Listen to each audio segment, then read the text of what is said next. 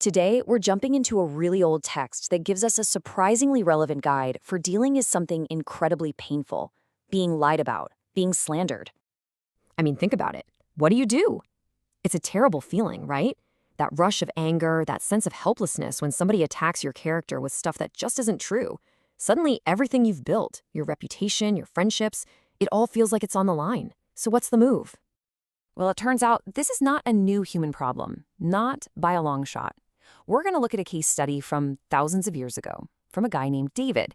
And yeah, he was a king, so he was facing a really high-stakes personal attack.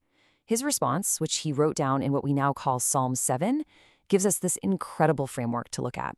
So, David's first move, it wasn't to jump on whatever the ancient equivalent of social media was and fire back. It wasn't to start a smear campaign of his own. Nope. His very first response was to just lay out the raw, urgent danger of his situation to a higher power, to God. He's making his case. And just listen to the language here. It is so intense. This is not about hurt feelings or being offended. David feels like his life is literally being ripped to shreds like a lion's prey.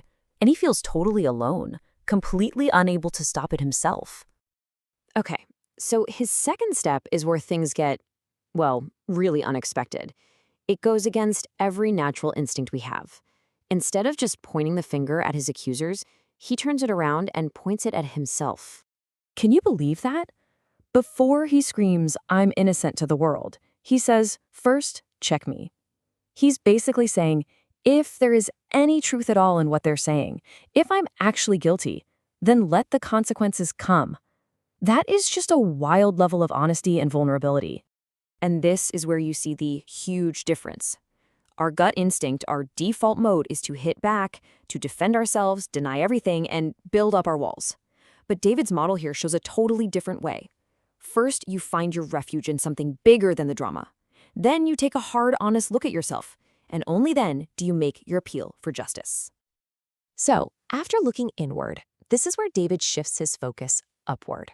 He reframes the whole thing. It's not just his word against theirs anymore. He's taking this case to the highest court imaginable, to the one who sees and knows everything, the ultimate arbiter of truth. So what does he mean by a righteous judge? Well, it's not just about punishing people who do bad things. The core idea here is a judge who searches minds and hearts, someone who sees the real story, the intentions, the truth that nobody else gets to see. And, crucially, someone who will not let evil just win in the end. And right here, this is the pivot point in the whole psalm. You can feel it. After laying out all that fear and doing that hard self-examination, his terror starts to morph into confidence. He starts declaring his trust in this protective shield, a shield that doesn't just defend his reputation, but defends his integrity, the actual state of his heart. Now the psalm takes a turn and looks at the fate of the people spreading the lies, and it suggests something kind of fascinating, that their own schemes have their own self-destruct button built right in.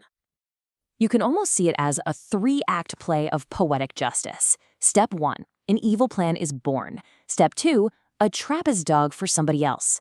And the finale, step 3, the person who dug the trap falls right into it themselves. It's this powerful image of a moral universe where injustice eventually just eats itself. So after this whole emotional roller coaster, how does it all end? David started out terrified and desperate, but he doesn't end with a desire for revenge or even just a sigh of relief. He lands in a totally different place. His final word on the matter is praise. After all of it, the slander, the fear, the soul-searching, his final response is to give thanks. And this isn't because all his problems have magically disappeared. It's because trusting in that ultimate righteous justice has given him a deep, unshakable peace. So, what can we pull from all this for our own lives? Well, this ancient blueprint gives us 4 really powerful ideas. 1, get the fight out of the mud and bring your case to a higher truth. 2, be brave enough to look in the mirror first. 3, trust that lies and injustice don't have the final say. They have an expiration date.